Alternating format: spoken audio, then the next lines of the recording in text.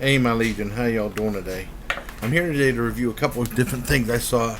The first one being Goosebumps, which is I'm really surprised and pleasantly surprised to see be on Netflix.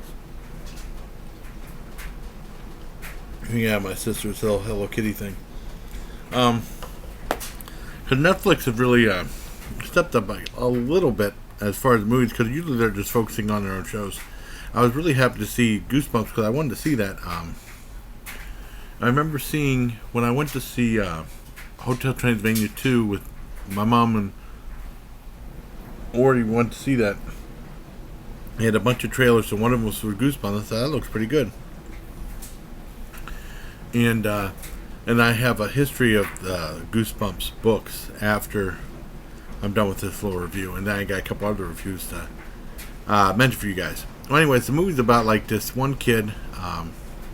And his mom is his mom's assistant vice principal, and they're going to a new town. It's kind of like it's set up like some of the other movies, and unfortunately his dad passed away, so I resonate with that. My dad passed away not too long ago, and he goes to school. He's kind of a new guy, and his neighbor is very strict. His daughter kind of flirts with someone. The neighbor says, "Stay away from us. Stay away from us, or something bad will happen to you." And later on, you find out that he's actually Goosebumps writer R.L. Stine, and he has a bunch of manuscripts. And then they're stuck under lock and key. And when they're unlocked, it unlocks the monsters. And unfortunately, one of the monsters gets unlocked, and then a couple other monsters gets unlocked. And it goes from there. And I don't want to give away anymore. It's very entertaining. It's reminiscent of the '80s horror films like Gremlins and Critters and stuff like that, except without the gore. It's PG rated. Back when those movies, I mean, Gremlins came out before the PG-13 rating, I think, and then the second one was PG-13. And definitely PG rated. I think for the younger kids, it'll be too scary. Like whenever I remember seeing like the TV ratings, I probably give this a TVY 7, not for kids under 7 years old, because I remember back when the TV ratings came in, they still had Saturday morning cartoons on. They had TVY 7. That's the only one I didn't understand. It's like probably not really for a little older kids, and I think it's very entertaining. I really enjoyed it a lot, and there's like a little cameo from R.L. Stine himself in the movie right at the very end. It's kind of hard to not to miss, which is cool. Because Stan Lee does cameos in his movies, but Stan Lee cameos are a lot more fun. And at the very, very end, when the credits roll, there's a great animation sequence that reminds you of the color scheme they use on the covers of the books. And that's what I want to say about this. I give this a 10 out of 10 for Goosebumps. It's really good. Jack Black stars in it. Now, as far as my history of Goosebumps, I never read the Goosebumps books because it was like past my generation. I think it came out in the 90s, very late 80s, 90s. I was in the Army at the time I came out, and I saw from Scholastic a whole bunch of those books, just like Harry Potter and Hunger Games, that missed my generation, because with us, grew up in the 80s, we pretty much knew like E.B. White, who did Trumper Swan, and Stuart Little in the 70s, and then stuff like Judy Blume with Super Fudge, and My Bodyguard. I don't know who wrote My Bodyguard. It might be her. I couldn't remember. And Encyclopedia Brown. They never did anything with Encyclopedia Brown. I remember they did Trumper Swan movie. They did Charlotte's Web. Evie White did Charlotte's Web, and they did Stuart Little, and what else was there? I can't remember. They did, like I said, My Bodyguard and stuff like that. Like I said, that kind of skipped my generation. I never read the books. However, back in 95, 96, they had like a little promotion from like the Potato Chips Company, and they had like little teeny tiny Goosebumps books. I remember getting each one for my niece, I believe.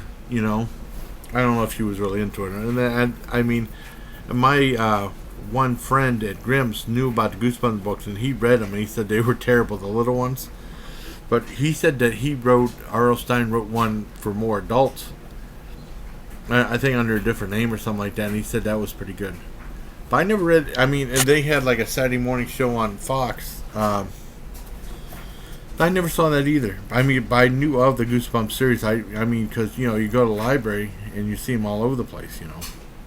I love the color scheme of the book though.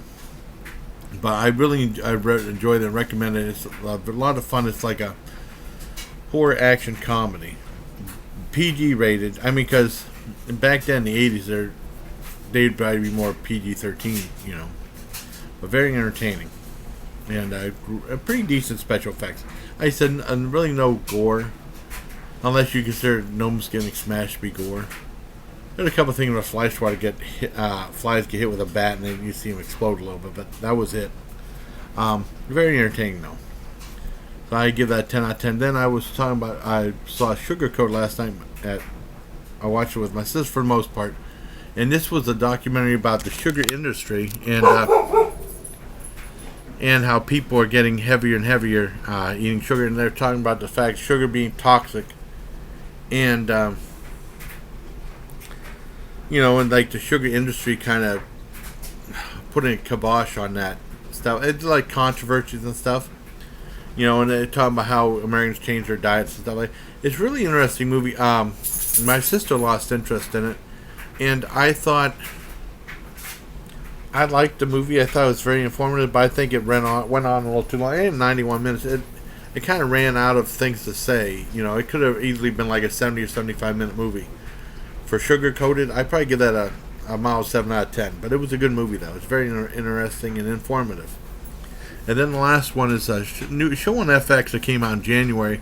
I remember seeing a bunch of commercials for it. I never saw it until this week on demand, called Baskets, with Zach Galifianakis in it, and he plays like this clown trained in France, and he's trying to make a living and stuff like that. The first episode was really funny. Second episode wasn't as funny, but I mean, I don't know if the jury's kind of out on that so far. I don't know if I'll still. I don't know if how good the show's going to go as it progresses. But I liked it. For what I saw, I liked it. I give that an 8 out of 10. If it was a little funnier, I'd probably give it a 9 out of 10. But it's 8 out of 10. It's pretty funny for Baskets. Hey, Alice, you want to come here? Alice, come here. Come on up. You want to say hi to everybody? Alice, you want to say hi? Come here. Alice, come on. Up. Hi, say hi. Alice, come on up. I don't think Alice wants to come up. Alice, come on up. Say hi to everybody. Jump. Alice, jump. She don't want to say hi. No. She's still a good girl. Let's see if I can find her. Sure. Let's just show her off. Oh, well. I tried. No big deal. So that's my reviews of Goosebumps, Sugar Coated, and Baskets. So I hope you like this review. Triple threat, my sisters. So until next time, bye, please. Take care of my legion.